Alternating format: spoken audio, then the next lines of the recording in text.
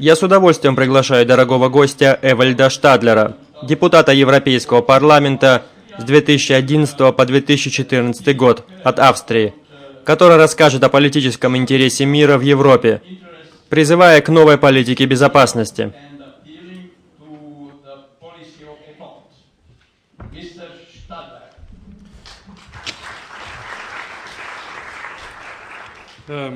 Господин министр, уважаемые дамы и господа, вначале позвольте мне сделать уточнение. Когда я говорю о Европе, то я буду в первую очередь, согласны мы с этим или нет, говорить о Европейском Союзе, даже если я знаю, что Европейский Союз — это не то же самое, что Европа, но ему отводят центральное значение.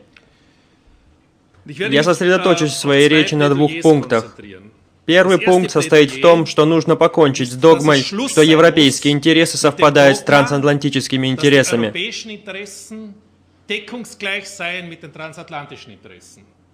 Это неправда, но так утверждают. Второй пункт. Необходима новая политика, направленная на ослабление напряженности. И поэтому я приветствую предложение выступавшего передо мной уважаемого профессора Козина провести конференцию по безопасности. Но я, как австриец, позволю себе предложить вам провести это в нейтральной Вене. Что произошло в последние десятилетия?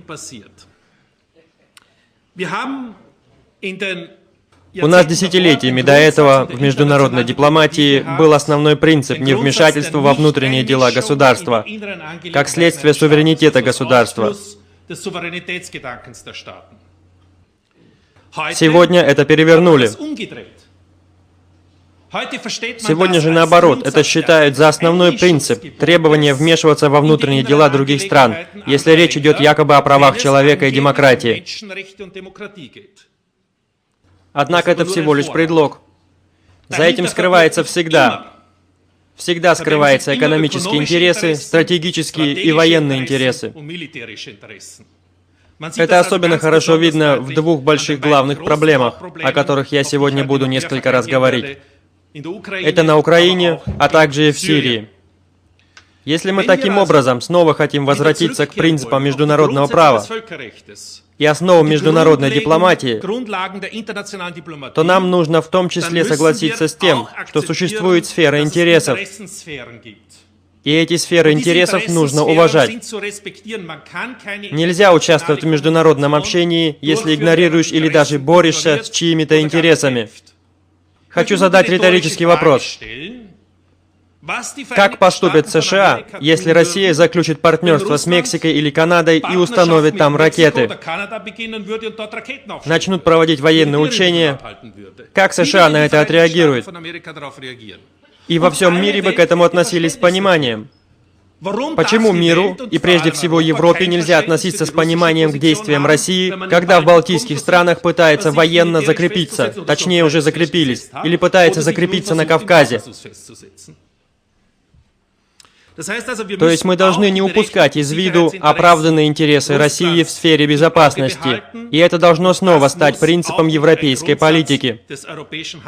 Главным интересом Европы является поддерживание и обеспечение мира на континенте. И на этом фоне стало противоречием с европейскими интересами то, что мы позволили, что при нарушении обещаний, которые мы давали России, состоялось расширение НАТО на восток. Это было большой ошибкой. Также было большой ошибкой, мои дамы и господа, бессмысленно вторить за американской политикой в вопросе Крыма. Это просто неправда, что Крым вернулся на русскую родину вопреки желанию населения Крыма. Я сам был там и был наблюдателем. Я редко видел такое ликование у населения, как это было после оглашения результатов референдума. Я даже не могу припомнить такого ликования, когда произошло воссоединение Германии. Может быть, русские могут лучше радоваться, чем немцы, не знаю. Возможно. Это показывает, что результат там был однозначный, и его нужно уважать. И что этот результат соответствует основополагающим принципам Устава ООН о самоопределении народов, дамы и господа. И Европа должна это в первую очередь признать. Было также неверным следовать американцам в арабскую весну. Это было неправильным развитием. И было совершенно неверно давать выступать на Майдане европейским политикам, которые там настраивали население против России. Это явно противоречит требованиям вмешательства во внутренние дела другой страны и явно игнорирует интересы России в плане политики безопасности. И это также способ загнать себя, как европейца, во враждебные отношения с Россией. И это не в европейских интересах, дамы и господа. У Европы есть интересы в партнерстве. Не просто в мирном соседстве, а в партнерстве с Россией. Вот это лежит в интересах Европы. Поэтому мы должны признать, что американцы минимум за последние 20 лет сделали столько неверных внешнеполитических оценок и предприняли неверных шагов, что просто удивительно, как можно, обладая такими интеллектуальными способностями, все еще следовать за этой страной, являясь европейцем.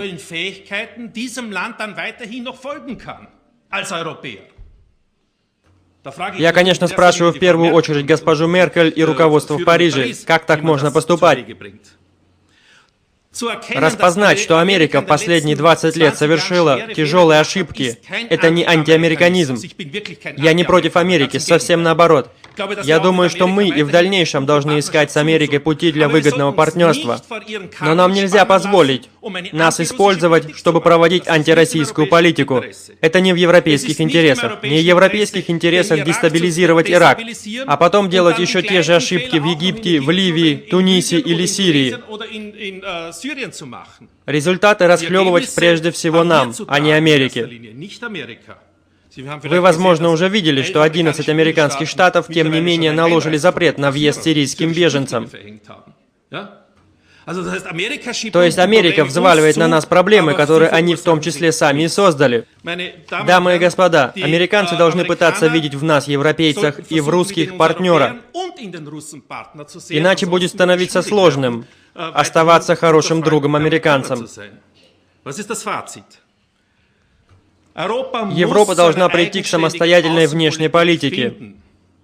И это я имею в виду в первую очередь в отношении Европейского Союза, а именно к независимой политике между интересами Соединенных Штатов Америки и интересами России. Европейские интересы также не совпадают с российскими интересами. Существуют различия, разделения интересов, но мы должны определить независимую внешнюю политику. Мы должны позаботиться о том, чтобы европейские действия под руководством высоких представителей, раньше это была Кэтрин Эштон, сейчас госпожа Могарини, чтобы эта европейская дипломатическая служба не была просто копировальным сервисом, Госдепартаментом в Вашингтоне, чем она сейчас и является. Мы можем и обойтись без такого дипломатического сервиса, а просто сразу звонить в Вашингтон. Поэтому мы должны сделать так, чтобы эта дипломатическая служба выполняла свои настоящие, предназначенные для нее задачи. Мы должны покончить с догмой, что европейские интересы совпадают с трансатлантическими, сформулировать независимые интересы и затем их представлять. И именно это вынудили сделать террористы в Париже. Французское правительство впервые должно было признать, что оно самостоятельно с Россией выступить в борьбе против терроризма, а не ждать, пока американцы свергнут господина Асада и выгонят русских из Сирии. Это все-таки показывает, что Франция начинает осознавать. Я призываю прежде всего французское, но также немецкое правительство выйти из этих британско-американских объятий. Если на себе ощущал это британско-американское окружение в парламенте ЕС, если слышал там наполненные ненавистью речи парламентариев Евросоюза из Великобритании, то я могу вам сказать, что невелика будет потеря, если британцы завтра покинут ЕС. Евросоюзу это даже пойдет на пользу, возможно, даже и британцам.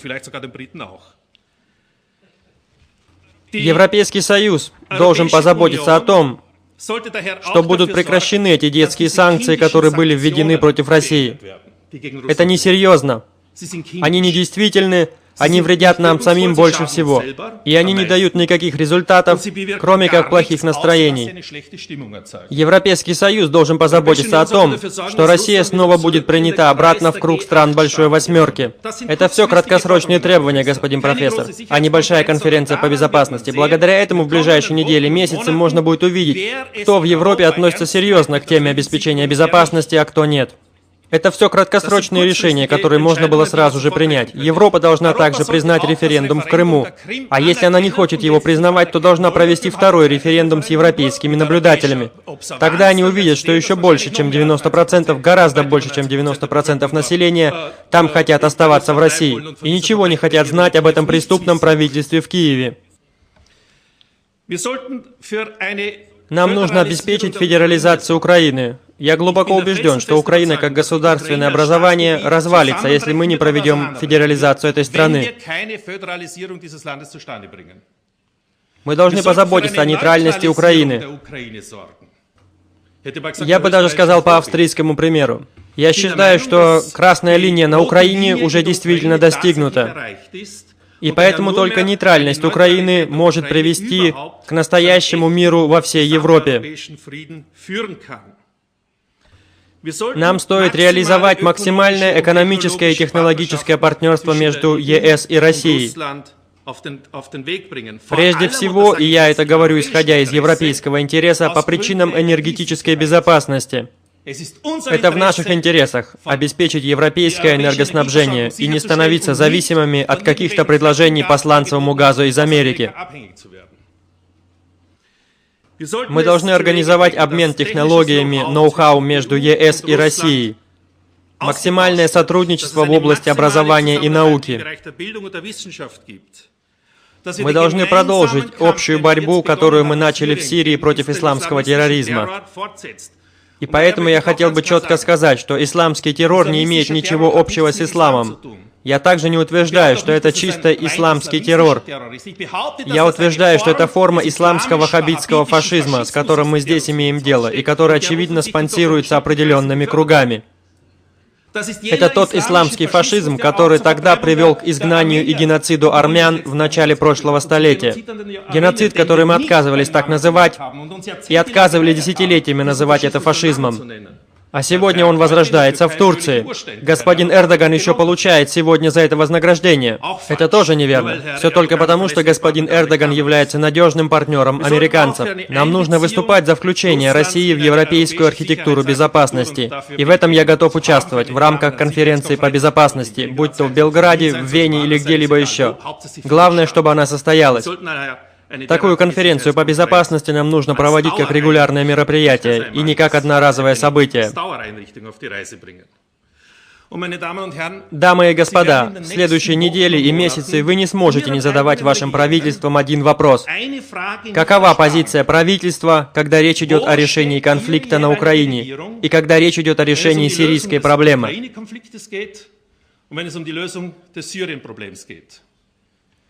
За счет двух этих проблем мы на протяжении следующих недель и месяцев увидим, движется ли дело к политике, направленной на ослабление напряженности, или же ястребы и дальше смогут оставаться на тропе войны. Сейчас это будут главные решающие недели и месяцы, которые в обеих странах дадут ответ на этот вопрос в направлении мирной или конфликтной политики.